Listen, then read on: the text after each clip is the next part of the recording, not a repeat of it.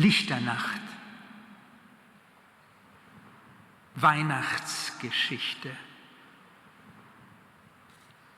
Das Motto, das der Geschichte vorausgestellt ist, lautet: Da nun Josef vom Schlaf erwachte, tat er, wie ihm aufgetragen der Engel des Herrn, und nahm seine Frau an.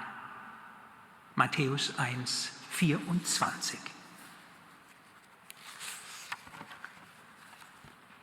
Über den Abend des 24. Dezember 2002 habe ich mit den wenigen Gästen, die außer dem Brautpaar und mir damals dabei waren, nie mehr gesprochen. Keiner der Freunde hat ihn, soweit mir bekannt ist, je wieder erwähnt, geschweige denn an Joes Worte gerührt. Eigentlich war es, als hätte es ihn nie gegeben, den Abend. Das Resultat, sicher, daran erinnerte sich jeder. Unsere Freunde Joe Travers und Rose Reed waren an jenem Abend getraut worden. In ihrer Wohnung in der 2. Straße, unweit vom Santa Monica Strand. Die Sonne versank gerade im Meer und das Wohnzimmer, in dem wir mit dem Bräutigam auf das Erscheinen der Braut warteten, färbte sich eine Zeit lang weinrot. Eine halbe Stunde zuvor hatte uns Rose noch in T-Shirt und Jeans die Tür geöffnet, dann die Pastorin vorgestellt, eine beleibte Dame, die, flüsterte Rose, Joe in den gelben Seiten gefunden und ihrer sympathischen Stimme wegen sofort angeheuert habe. Joe sprach gerade den Ablauf der Zeremonie mit ihr durch, hatte an 4 von uns Instamatic Cameras verteilt, mit Larry und Trish ein Zeichen verabredet, auf das Trishs Videokamera und Larrys Here Comes the Bride CD gestartet würden, damit sie, Rose, am Treppenabsatz erscheinen könne. Und eilte dann, aufgeregt, sich aber plötzlich nochmals umwendend. Nach wem? Nach Joe, sah ich. Seltsam und schrecklich, denn mir schien, als nähme sie Abschied in dieser Sekunde. Die Stufen nach oben, um sich, wie Joe ihr mehrmals zugerufen hatte, endlich würdig in Schale zu werfen. Wie gesagt, eine halbe Stunde war vergangen, noch schien niemand besorgt. Einige hatten Joe gefragt, warum das Paar gerade diesen Tag als Hochzeitstermin gewählt habe. Der Bräutigam hatte die Frage umgangen, hatte fleißig Wein nachgeschenkt, nach dem Buffet gesehen, ein paar Tannenbaumnadeln aufgelesen und sich von Trish, die darauf bestand, die Krawatte neu binden lassen. Trish hielt es für irgendwie aufregend, dass Joe und Rose, wie sie eben gehört habe, sogar den Wortlaut des Eheversprechens geändert hätten. Das hätte mir vor 2 Jahren einfallen sollen, rief Larry, und Trish fand das gar nicht lustig. Joe wirkte beunruhigt. Mir war, als ginge um uns her etwas vor, von dem nur Joe wusste und wofür er verantwortlich war. Larry schien es auch zu spüren. Er meinte, Trish könne ja mal rauf nach der Braut sehen. Nein, lass sie, sagte Joe. Wartet noch ein wenig mit mir. Mir fehlt etwas. Die Braut, lachte einer. Ich bin euch eine Erklärung schuldig. Joe warf einen Blick zur Treppe. Er zögerte und begann dann zu erzählen. Es war 1977, am Weihnachtsvorabend, also heute vor 25 Jahren. Ich war damals, ich lebte noch in New York, in eine junge Frau verliebt. Wow, jetzt kommt's raus, Frau Pastorin, hören Sie gut zu, rief Larry. Hey, Rose, hörst du da oben? Joe grinste verlegen. Ich war völlig besessen von diesem Mädchen, dachte nur noch an sie, an uns und wie wir den Rest unseres Lebens zusammen verbringen würden. Ich war Manager in einem Rund-um-die-Uhr-Diner in der Bronx. Da hatte sie mal ihre Schultasche liegen lassen. Ich weiß nicht, woher ich den Mut nahm. Ich hätte sie anrufen sollen. Klar, Ihre Sachen liegen hier, Miss. Sie können sie jederzeit abholen. Aber ich tat nichts dergleichen. Fuhr den ganzen Weg rüber nach Queens, über die Brücke. Sie wohnte in Whitestone. Und bei ihr vorbei. Und ich hielt, stieg aus, ging zur Tür. Ich erinnere mich, ich musste auf halbem Weg nochmals zum Auto zurück, weil ich die Schultasche auf dem Beifahrersitz hatte liegen lassen. Es war ein kleines, einstöckiges Haus. Ich habe angeklopft. Ja, und ein halbes Jahr später habe ich ihr dann den Ring gekauft. Einen Ring. Ich hatte ihr nichts davon gesagt. Nichts. Am Weihnachtstag, dachte ich, am Weihnachtsmorgen dann sage ich's ihr. Überrasche sie damit. Willst du meine Frau werden? Was hast du nur mit dem Tag, Joe, meinte Trish. Weihnachten, Mann, da gibt's doch schon genug zu feiern. Für mich war da nie was, sagte Joe. Der Tag hat mir nie was bedeutet. Eine ganze Kindheit lang dieses Getue, jeder verschwand zu seiner Familie, jeder, der eine hatte. Mir hat er nie was bedeutet, aber der Tag, an dem ich um ihre Hand anhielte, der wäre zu feiern, dachte ich. Der würde mir ein Leben lang was bedeuten, versteht ihr? Ich hatte Vorkehrungen getroffen, von denen sie natürlich nichts ahnen konnte. Weihnachten und den Abend davor hätte ich Nachtschicht im Diner, log ich. Habe leider keine Vertretung gefunden, sagte ich. Sie war traurig, sah es ein, natürlich. Sie weinte sogar. Da war ich versucht, was zu sagen. Ich werde es bald wieder gut machen, dachte ich. Aber dann kam Sal nicht. Sal, der mich die Nacht vor Weihnachten Punkt 10 Uhr ablösen sollte. So war es ausgemacht. Draußen fiel Schnee, schon seit Mittag. Ein starker Wind war hinzugekommen und ich dachte zunächst, bei dem Wetter, klar, Sal wird sich ein wenig verspäten. Um 10 Uhr wollte ich los, kurz nach Hause, duschen, dann zu ihr. Aber 11:15 war er noch nicht da. Um 11 rief ich bei ihm an, niemand nahm ab. Ich wählte die Nummer der Eltern, die in der Nähe wohnten. Die Mutter behauptete glatt, Sal sei krank, liege mit hohem Fieber im Bett, was weiß ich. Nein, sie könne dem Sohn den Hörer nicht geben. Mann, habe ich mich aufgeregt. Umsonst, was sollte sie sagen? Einen Moment lang dachte ich, du bleibst eben hier. Die Nacht bringst du auch noch rum mit den anderen, die sich im Diner eingefunden hatten.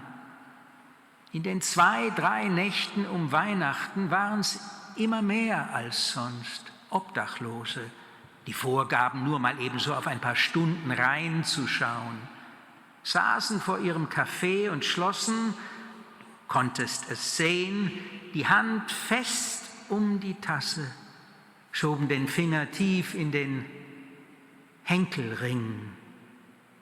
Da kam die Wut wieder hoch.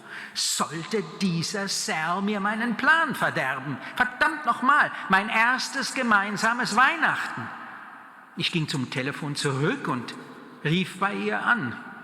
Sie hatte natürlich nicht mehr mit mir gerechnet. Es klang, als hätte sie schon geschlafen. Gegen Mitternacht jedenfalls war ich mit meinem Wagen auf dem Weg zu ihr. Ich war in heller Aufregung. Der Schneesturm machte mir zu schaffen. Ich näherte mich gerade der Brücke.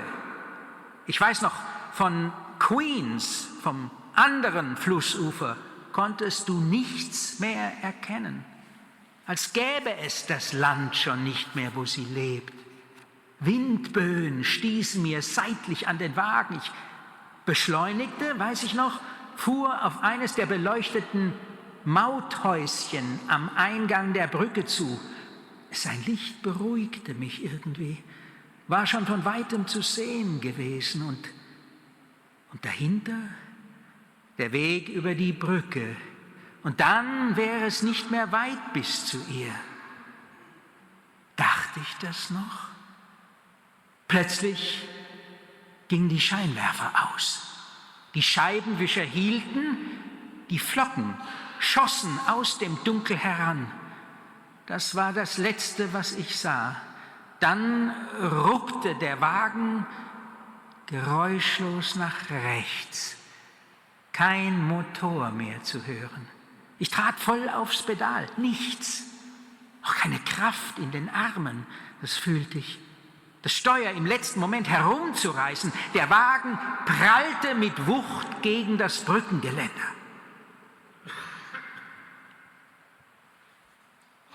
Hab mir die Stirn aufgeschlagen, dachte ich, als ich das Blut aufs Knie tropfen fühlte. Da lag ich mit dem Kopf noch am Steuerrad. Ich richtete mich auf, tastete die Stirn ab. Über der Nasenwurzel blutete es, aber nur leicht. Glück im Unglück, dachte ich. Im Wagen war es rasch kalt geworden. Die Heizung war an, als ich losfuhr, aber der Wind hatte die Wärme aus den Ritzen gesogen, stieß immer kälter nach. Erst da bemerkte ich, dass ich keinen Mantel trug, nicht mal eine Jacke. Und wie konnte ich das vergessen? Losgefahren war, ohne mich umzuziehen. Ich trug nur die dünne Uniform, das weiße Hemd mit dem Diner-Logo und meinem Namensschild. Ich glaube, da kam mir der Verdacht, den ich schnell beiseite schob. Wie gesagt, es war verdammt kalt geworden. Ich drehte den Zündschlüssel um, versuchte den Motor in Gang zu bringen. Nicht mal ein Hauch von Geräusch. Jedenfalls war bei dem Sturm nichts zu hören. Im Auto konnte ich auf Hilfe nicht warten. Wusste ich, müsste hier raus. Ich versuchte durch die Scheibe nach vorn zu sehen. War gar nicht einfach, sie war schon so gut wie zugeweht. Aber die Mautstelle, die eine, glaubte ich im Dunkeln noch zu erkennen. Sie lag geradeaus vor mir. Ihr warmes Licht, im Sturm schien es gleichsam zu flackern, war keine 20 Meter vom Wagen entfernt, schätzte ich. Erst mal dorthin, dachte ich. Der Mann würde mir weiterhelfen, den Abschleppdienst rufen. Ich stieg also aus dem Wagen und sagt mal, könnt ihr mir folgen?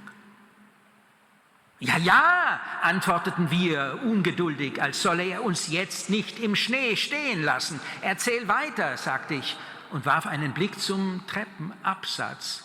Noch kein Zeichen von Rose. Ich steige also aus, sagte Joe und gehe ein paar Schritte im Sturm, Kopf nach unten, die Arme mich panzernd, verschränkt auf der Brust. Schon nach wenigen Metern haut es mich um. Der Wind reißt mich zu Boden. Ich liege flach, rapple mich auf, spüre, wie es sofort kalt haftend nachzieht. Durch Knie, Arme, die Brust, meine Hände, ich stiere nach vorn. Mir ist, als sähe ich überhaupt nichts mehr. Nur noch Dunkelheit, schwarzen Schnee. Das Licht des Mauthäuschens war nicht mehr zu erkennen. Mein Wagen, ich wandte mich um, war's aber noch gut zu erkennen. Wie beruhigend, nur 4, 5 Meter hinter mir. Also weiter, nur weiter, dachte ich. In der Richtung da vorn muss es ja liegen, wird gleich wieder auftauchen. 4, 5 Schritte gegen den eisigen Schneewind, der in voller Stärke auf mich zuhielt, und ich hatte den Eindruck, es könnte noch Stunden dauern, bis ich die Mautstelle erreiche, als wanderte ich schon Tage. So erschöpft war ich. Endlich sah ich's, wie durch ein Sieb, an dem das Licht brüchig gefror, sah es auftauchen vor mir, das Häuschen mit seiner Schranke. Ich hörte Weihnachtsklänge hinter den Fenstern, irgendeine glockenselig heile Musik, die mich im Diner verrückt gemacht hätte, mich aber jetzt euphorisch stimmte. Ich würde es schaffen. Der Mann hatte mich schon bemerkt. Ungläubig erst, wer da aus dem Dunkel im Sturm vor den Fenstern auftauchte. Einer zu Fuß. Ich sah sein besorgtes Gesicht, als er Anstalten machte, mir zu öffnen. Beim letzten Schritt noch auf die Tür zu, fiel mir ein, dass ich den Ring im Auto gelassen hatte. Dürfte ihn später nicht vergessen. Sobald ich ins Innere des Mauthäuschens trat, der Mann die Tür hinter mir schloss, Wärme mich umfing, wie eine kleine elektrische Heizung. Er hatte sie sich seitlich neben den Stuhl gestellt, im Raum verbreitete, war mir, als entdeckte ich eine neue Welt, eine Insel im Sturm, ganz für sich und allen Zeiten trotzend, komme, was da wolle. Ich habe wohl nur gestottert, konnte ihm zunächst nichts erklären. Er winkte ab, gab mir eine Decke und hieß mich die nassen Sachen ausziehen, Platz auf seinem Stuhl zu nehmen. Ich sollte mich erst mal aufwärmen. Er goss mir Tee aus seiner Thermosflasche ein. Der dampfte wohlig, roch nach Likör. Ich trank noch nicht, zog mich mit Mühe aus und war dann zu schwach, mir die Decke um den Leib zu wickeln, mich wieder zu setzen. Er half mir, schob auch den Heizofen zurück, damit, wie er sagte, nichts Feuer finge. »Heute Abend noch über die Brücke?« fragte er. Das klang, als stünde mein Wagen fahrbereit vor der Tür. »So war es geplant«, sagte ich, »aber jetzt müssen wir erst mal jemanden bekommen, der mir den Wagen...« »Und warum?« unterbrach er mich neugierig. Da durchschoss mich ein Schmerz, riss sich vom Herz bis in die Spitzen der linken Hand, dass ich auffuhr, die Augen schloss. Ich tat aber, als sei ich aufgestanden, besorgt nach dem Wagen zu sehen. Was geht den das an, dachte ich, was geht's einen Fremden an, warum ich heute Nacht... Wir sollten uns um den Wagen kümmern, habe ich zu ihm gesagt. Und dachte dabei, wirklich, bei dem Sturm kannst du froh sein, wenn dich der Abschleppdienst noch ausgraben kann. Ich blickte also nach hinten, ihm anzudeuten, in welcher Richtung mein Wagen stand, und erschrak, als ich das Auto auf die Entfernung ohne weiteres sehen konnte. Es war angestrahlt, überschneit, wie es war, deutlich zu sehen. Eine Polizeistreife hatte ihre Scheinwerfer darauf gerichtet. Ein Blinklicht rotierte, rot-weiß-blaue Flecken spiegelten sich nass auf einer freigelegten Stelle meiner Windschutzscheibe. Da wollen Sie sehen, ob jemand noch drin sitzt, dachte ich.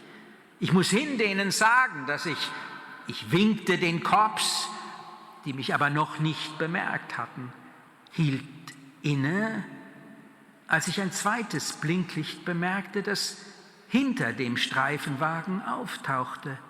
Ich sah Sanitäter herbeieilen, sah einen Polizisten, der meine Wagentür öffnete,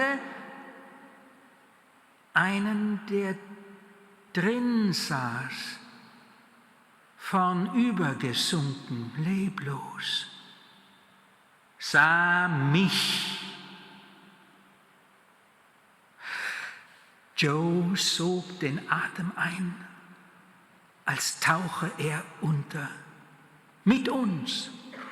Denn da war es, als stünden wir alle im Schneewind auf der Brücke vor seinem Wagen.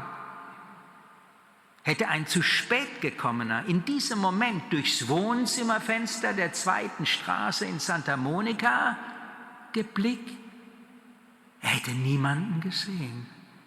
Keine Hochzeitsgesellschaft, keinen Bräutigam, niemand in Erwartung der Braut. Wir standen auf der Brücke nach Queens. Der böige Wind trieb den Schnee in Wirbeln durch die Lichtkegel. Einer war auf die Autotür gerichtet, die ich jetzt öffnete. Ich war der Polizist und hielt Larry, der sich in der Uniform des Sanitäters ins Innere des Wagens beugte, die Tür auf, an der die Winde rüttelten. Joe wurde kurz untersucht, dann hörte ich Larrys Stimme, tot, schon eine ganze Weile.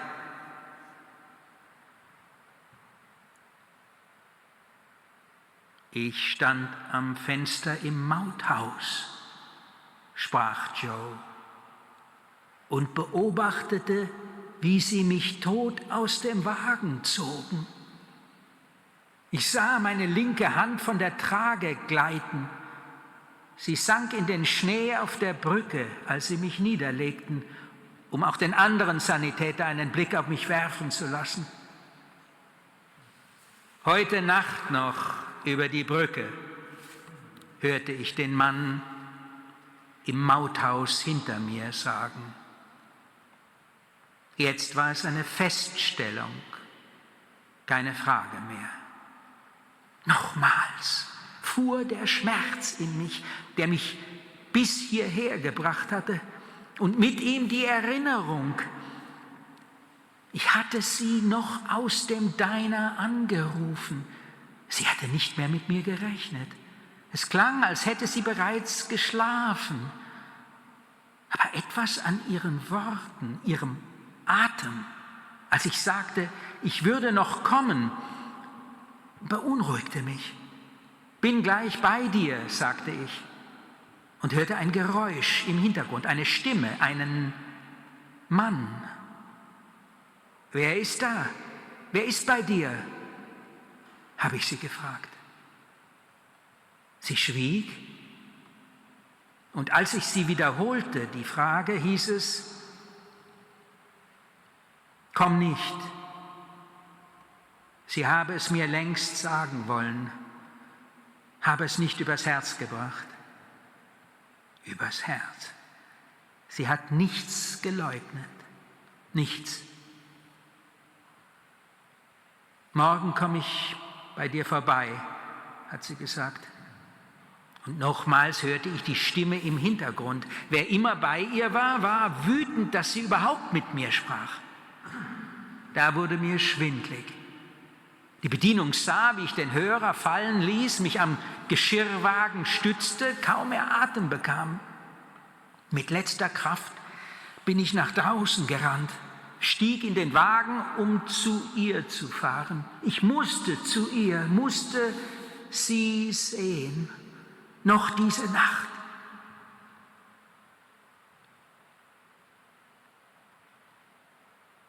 Es war still geworden im Mauthäuschen. Der Sturm war zu sehen, aber nicht mehr zu hören. Auch das Radio, fiel mir auf, war ausgeschaltet, die Röhren des elektrischen Ofens erloschen. Die Wärme, die blieb, stieg nach oben. Und ich glaubte, die Seiten des alten Kalenders, der an der Wand hing, in sanftem Luftstrom rascheln zu hören. Fast unmerklich wurde es dunkler. Das Licht der Deckenlampe, das die Mautstelle hell beleuchtet hatte, nahm sich zurück. Als drehe jemand an einem Rheostat, dachte ich. Der Mann saß wieder in seinem Stuhl, von mir abgewandt. Er wartete. Es sah aus, als warte er, bis auch dieser Raum sich verdunkelt hätte. Ich wusste, gleich ist es soweit. Ein Dämmerzustand trat ein. Letzte Gedanken zogen vorbei, über die ich nur staunen konnte. Ich sah die geliebte Frau, die ich gar nicht gekannt hatte. Wer war sie gewesen? Wen liebte ich, wenn ich an sie dachte? Wo bist du? Dachte ich, als spräche ich sie noch einmal an. Auch Bilder aus einem Traum, den ich Tage zuvor gehabt hatte, als ich nah an ihr schlief. Da träumte mir, ich spielte in einem Märchen. Ein paar von uns waren daraus erwacht und mussten nun fliehen, uns verstecken, um nicht mehr im Märchen mitspielen zu müssen. Die meisten spielten es weiter. Manche von uns in Todesangst. Ihr Wachgewordensein könnte entdeckt werden. Das bist alles du, Joe. Das warst alles du, sagte ich mir. Jetzt war es dunkel. Hinter dem Mann aber von der anderen Seite der Brücke her kam ein Licht. Er stand langsam auf, sah es kommen. Wir beide sahen es kommen. Es waren Scheinwerfer, ein einzelner Wagen, der von der anderen Seite her über die Brücke kam. Sein Licht streifte unsere Fenster. Wie seltsam, dachte ich, wie kindisch märchenhaft.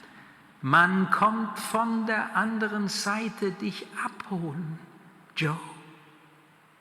Langsam, sehr langsam, als ginge es über brüchiges Eis, fuhr der Wagen, bis er, einige Spuren entfernt, auf der Höhe der Mautstelle hielt. Jemand stieg aus und ich sah sofort, wollte quer über die Bahnen auf den verunglückten Wagen zu. Es war die Frau, die ich liebte.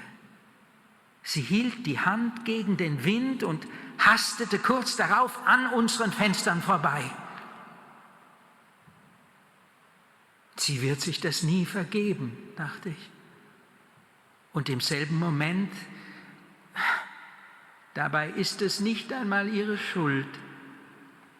Verglichen mit dem, was mir jetzt bevorstand, verglichen mit der Dunkelheit des Raums, in dem wir standen, schien mir Schuld unbegreiflich. Schuld, was war das?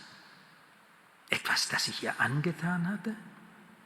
Etwas, das sie mir schenkte, weil ich nicht aufwachen wollte oder aufgewacht weiterspielte, todesängstlich weiter im Märchen, ihr den Ring noch zu geben, zu binden, was unverbunden war. Ich sah sie zu den Sanitätern eilen. Die Polizisten suchten sie zu beruhigen. Man wollte die Bahre vom Boden heben, den Körper zum Wagen tragen. Ich fühlte, wie ein entsetzlicher Schmerz mich durchriss, fasste sie meine Hand, fasste die linke, die neben dem Bahrenrand im Schnee lag, hob sie und legte sie neben mein Bein. Sie ließ nicht los, obwohl es mich schmerzte, ließ nicht los, obwohl die Leute nun standen, die Bahre erhoben, ließ nicht los, obwohl sie damit zum Wagen trotteten, ließ nicht los, obwohl ich schrie hinterm Fenster, sie solle mich gehen lassen, ließ nicht los, als sie die Bahre in ihren Wagen schoben, ließ nicht los, als einer sagte, das geht nicht, Sie können nicht mit, ließ nicht los, als sie die Türen zuschlugen, es dunkel wurde, ließ nicht los, nie mehr los.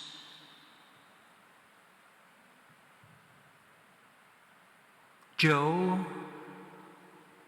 hatte sie nicht bemerkt. Wir alle hatten sie nicht bemerkt. Nur Larry deutete auf die Treppe, die sich erhellt hatte, denn das war das Zeichen. »Hey, Joe«, sagte Larry. Da kam Rose zu den Takten von »Here Comes the Bride« in einem weißen Kleid, das sie auf Montana Avenue gekauft hatte, die Treppe herab auf Joe zu. Als sie seine Hand fasste, vor die Pastorin zu treten, blitzten die Kameras auf.